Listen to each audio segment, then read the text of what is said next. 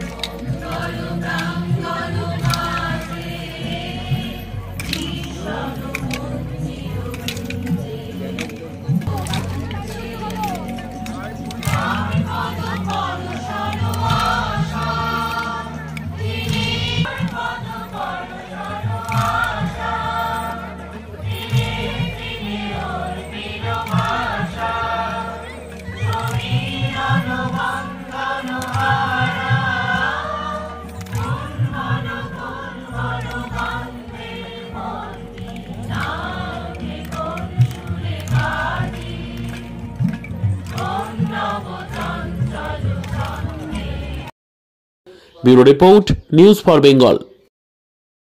This channel does not promote or encourage any illegal activities. All contents provided by this channel is meant for educational purpose only.